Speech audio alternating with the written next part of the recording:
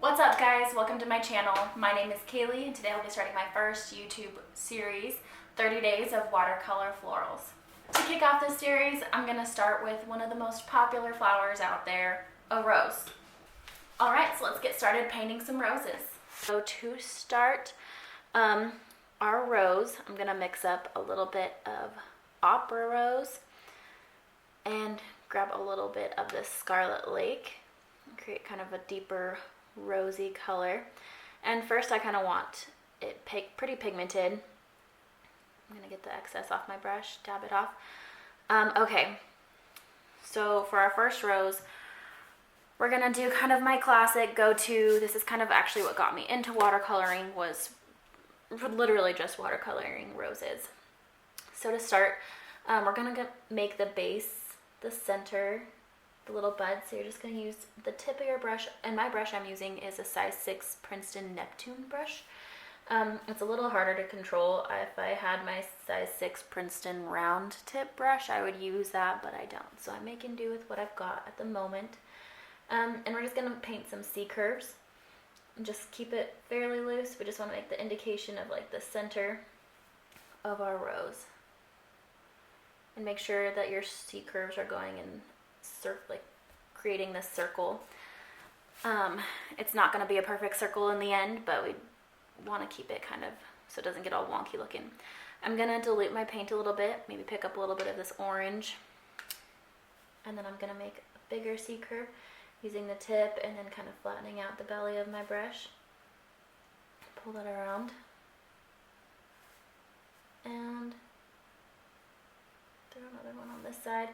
What I kind of noticed for petal placement, I like to do them opposite each other to start with and then kind of fill in the rest. I feel like it's better than kind of trying to fit it all around at once. So I'm going to water it down even more because we kind of want it to go lighter in value as we go to these outer petals. And make sure that negative space, that white in there, is really important. It gives the illusion, or just alludes to just the gaps in between the petals. Otherwise it's just going to be a big mess. Okay. And I really like just changing the value of it, kind of getting some watered down, some a little less. You can kind of shape these a little bit more like petals. I kind of keep it loose and throw in some like indications of some smaller petals hidden in those buds. Okay. You want to have an idea of which way your flower is facing. If it's facing directly at you, if you kind of want it at an angle, where that stem's coming from. So just kind of keep that in mind as you add these petals on.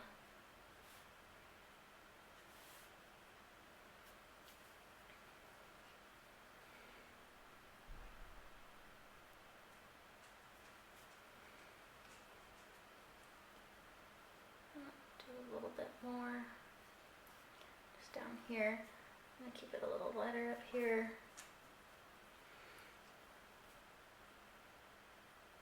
Lighter on the petals at least, the amount. And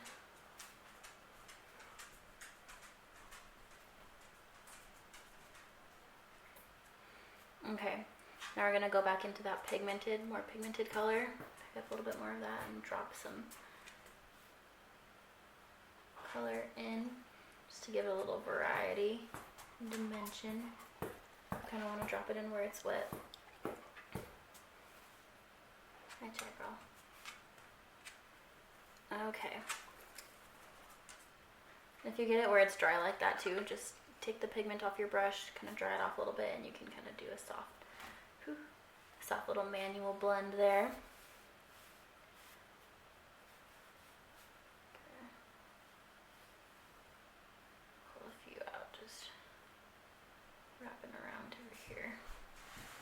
Okay, so we'll call that good for now for our first basic petal.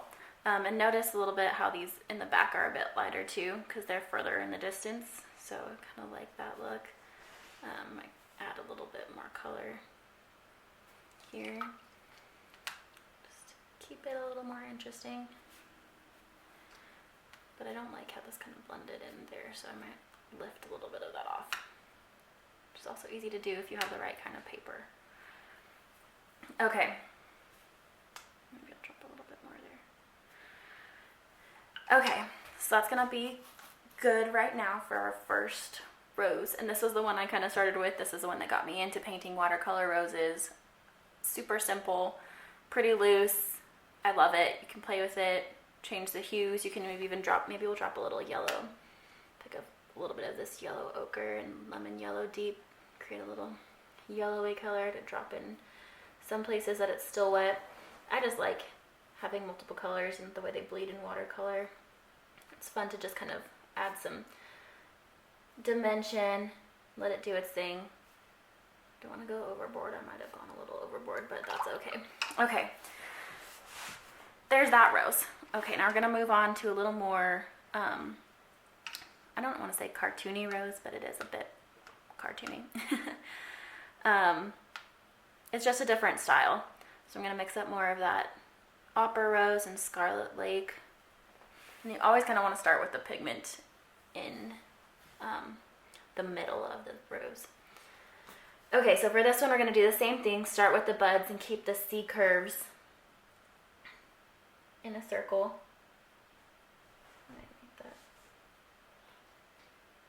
This one, we're going to just keep going with the C curves. I'm going to add a little orange just to keep it fun. I'm just going to make the C curves go a little bit further. So this bud is wrapped a bit tighter than the previous one. Start using a little bit of the belly of the brush. But ultimately just want to make a nice bud area. Okay, now I'm going to lighten up my pigment, add some water, dry off my brush. We're going to do the same thing with the C curves, but just thicker and lighter in value.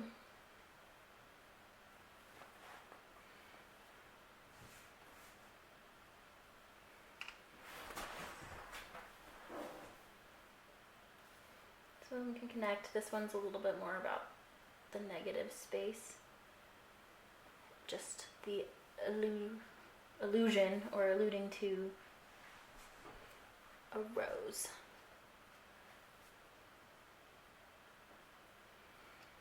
Some of them kind of come out in funky little triangles like that. So put the belly of the brush down a bit more. So a little smaller petal.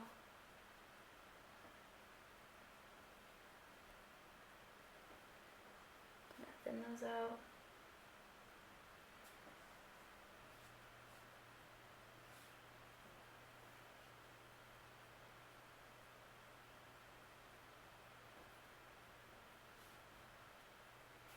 Okay. Sometimes you can get kind of carried away because it's honestly very therapeutic and relaxing to just sit there and paint roses and make them big and blossoming. Okay, so I'm going to pick up a little more pigment, add that to some of these curves.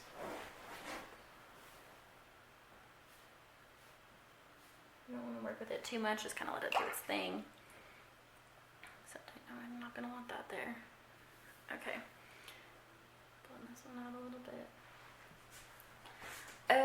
Okay. So we're going to let that dry before we add more of what we're going to do to this rose. Alright, and then this next rose, I'm going to do the same thing. Pick up the pigment. You can use whatever color rose you want. Like, honestly, there are so many colors. You can do red, yellow, orange. White's a bit more of a challenge, but that would be fun too. Okay, so for this one, we're going to make like the center of the rose where it kind of blooms out before it gets, or like once it kind of opens and you see the insides of the rose. So we're going to create that inside just by kind of making random little squiggles. Once again, we're just alluding to, just like nodding to the features of the flowers. We don't want to make it too defined because that's not really the style we're going for here. So we're going to keep it light. I'm going to get some more of this watered down pigment. Maybe pick up a little variation in color. I'm just going to go straight for the C curves.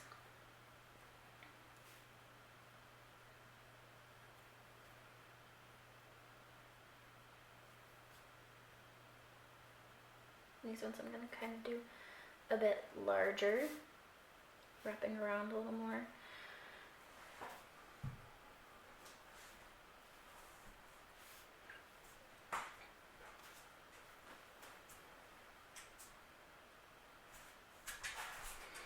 A little more curvature of the petals.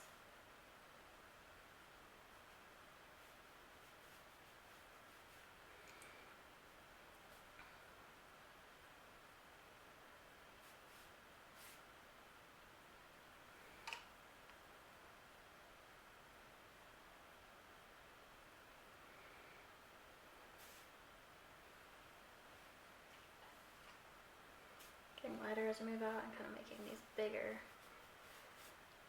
less defined petals as we move along.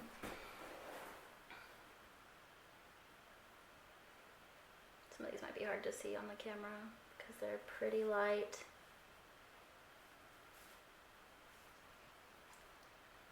Okay, I want to keep this area a little more open too. So I'm going to wrap around this petal a bit more. And then for this one, we're going to add some petals kind of folding forward since it's a bit more open. These petals tend to fall forward a little bit occasionally. I mean, kind of do whatever they want to. They're just free flowing flowers. So we're just going to drop in a petal here. It's coming forward at you, so it's going to be a little wider. I kind of like to keep the ends a bit loose, so I wipe the pigment off my brush and kind of pull it out. Remember to keep that some of that negative space there. Add one more here. It's a bit dark.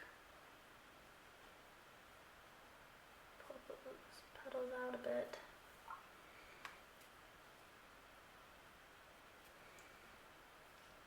Okay. Maybe one more petal. Coming from this way.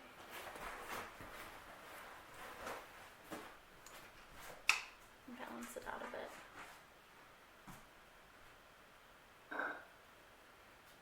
Pull it down that way. Okay. We add a little pigment to the base.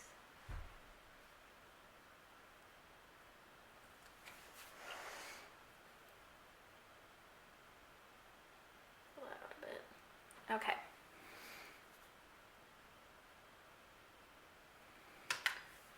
All right, so I think that's good for this flower. You could also go back and add some color and stuff into it as well, just for the sake of keeping it a little bit different from these other flowers. I'm not going to today. You can kind of take these techniques and combine them too and kind of create a rose that works perfectly for you. Okay. Now what we're gonna go back to this flower here.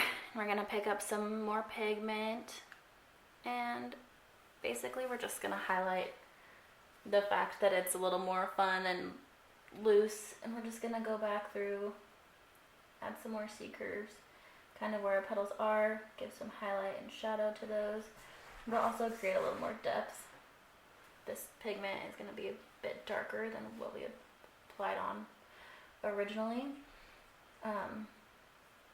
So it's just kind of creating the illusion of some more flower buds, some more petals in there.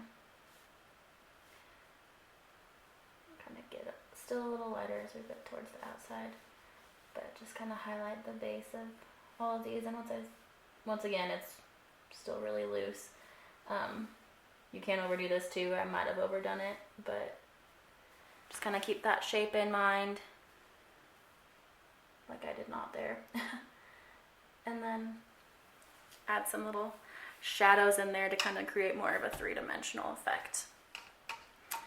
And that's essentially it. That's the 3 roses I'm providing you guys with today. Obviously you can add stems and leaves and all kinds of foliage to them. For this tutorial specifically, I'm just covering these roses since I did a couple different styles, but yeah, that's them. There they are. And they all kind of have a different feel to them too, which is pretty fun. So you can kind of just create whatever style floral works best for you for what you want to create. And some of these can, like, you can layer too.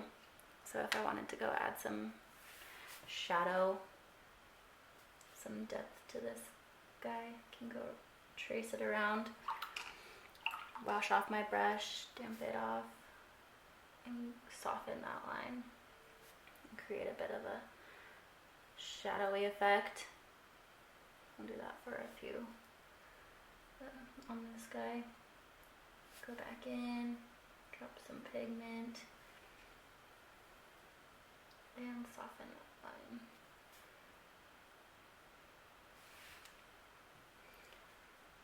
So you can kind of play with it as long as you'd like. Do whatever you want to it. It's your painting. Just giving you some options. You can also kind of create like clearly define more so which petals which. So it just kind of depends on if you want a little bit more structured style or if you want to keep it loose and flowy. Okay, but kind of like that. Then you can see clearly each petal.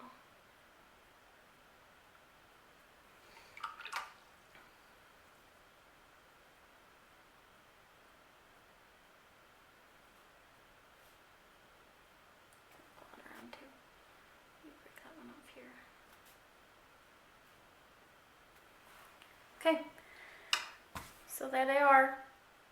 Hope you guys enjoyed this tutorial. Hope it was useful and helpful for your future watercolor floral projects. I'll be back soon with another episode of my 30 Days of Watercolor Florals series. And that's about it.